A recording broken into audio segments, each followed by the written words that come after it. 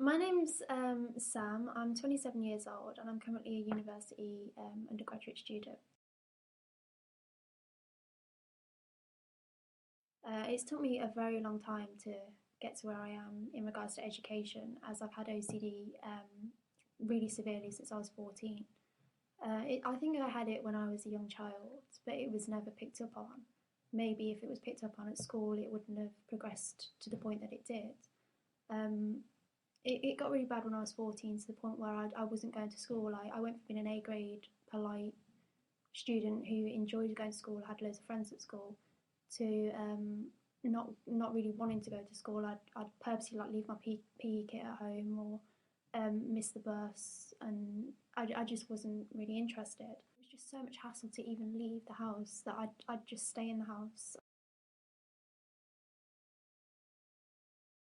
When I was getting ready to leave the house, I'd basically be washing my hands in between doing everything. So, for example, I'd wash my hands before I got in the shower.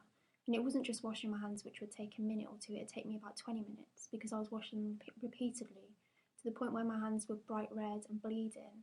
And they've never ever recovered from that. And I don't think they probably ever will because they were so damaged. But it would take me, I'd have to wash my hands so many times before I even got in the shower. Once I got out of the shower, I'd wash my hands even though I'd just got out of the shower. And then once I dried myself, I'd wash my hands again, and I'd be washing my hands constantly. I can't even estimate how many times in those 8 hours I would have washed my hands. Over 50, I would imagine. And then as my OCD got worse and worse, I was also checking that everything was locked before I would leave the house. And it wasn't just looking at a light switch and thinking, yeah, that's turned off. I'd have to go back and forth and check that it was off because, for example, I'd be scared that my hair straighteners would burn the house down or somebody would be able to break into my house when I wasn't there. So it's completely irrational, and the person with OCD knows. I knew that it was completely irrational what I was doing. I knew that if I didn't wash my hands, I knew nothing was going to happen. I knew if I didn't check a switch was off, I knew nothing would happen. But the thought process is so strong. You are compelled to carry out these compulsions, even though you know that it's not logical and you don't want to be doing it. You hate it, you despise it. It's something that destroys your life and you don't want to be doing it. But it's such a strong feeling. You just can't overcome it. And it takes a lot of therapy and a long time to realise that nothing is going to happen. And I had to have exposure therapy. Even I know that I'll always have OCD and it does still affect me, but not to the point where it takes me 8 hours to leave the house. The teachers didn't seem to know what was going on. Maybe they just thought I was just being naughty or grumpy. They didn't actually seem to realise that I was behaving out of character because there was something severely wrong. They just seemed to brush it under the carpet. And because I was struggling at home because my parents didn't understand what was going on, and it was really impacting on my relationship with my mom. Maybe if I'd had somebody at school to talk to who could have guided me through it or just been a listening ear and then put me in touch with a professional or someone who could have helped me, maybe it wouldn't have got to the stage that it did, where eventually I was signed off school by a doctor because I was just too ill to attend when I finally got a diagnosis.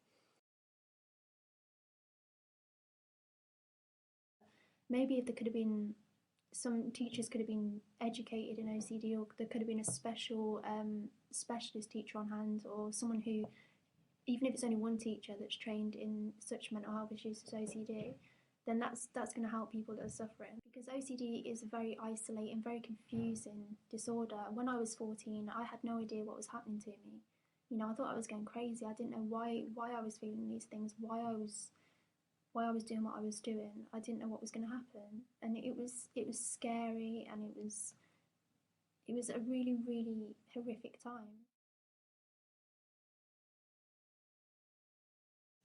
I was completely on my own. I had nobody to speak to. Education wise, things were falling. I always had dreams of being a teacher myself or going to university, and then I found myself at 16. I left hospital and I had nothing. And it took me years and years battling OCD at the same time to finally build up to the point where I obtained qualifications. And at 27 years old, I'm only just graduating and just about to start a career, so I'm 6, 7 years behind everybody else. And as I said, I had OCD. I believe I had OCD as a very young child, when I was about 6, 7, 8 years old.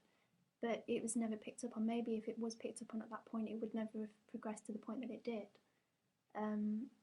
And maybe if they picked it up soon when I was 14, I would never have ended up in hospital. I can't say, I don't know what could have happened, but that support would surely have made a difference. So I think it's really, really important that teachers recognise that OCD is severe. It's not just about a child liking things in symmetrical order or a tidy desk or things like that, or just washing their hands maybe one more time when they've been to the toilet. It can be an illness which is literally a disability. It is an illness that can completely destroy a young person's life. Teachers really need to look out for the signs and symptoms and realise that some children are going to be secretive, some children are going to hide it because it is an illness that is quite easy. It's quite easy to hide it. Children can be very ashamed of it, particularly maybe children that are older, such as teenagers. If teachers are aware that it's a very sensitive issue, but it is one that really needs to be looked into, and children need support. But my OCD was so severe. I just hope that it can make teachers realise that it can and it does affect people, a lot of people, every year in that way. And if teachers recognise what's going on and put people in touch with counsellors and CBT therapists, they can help to point a child in the right direction. Maybe that could save a child from having to go through what I've been through.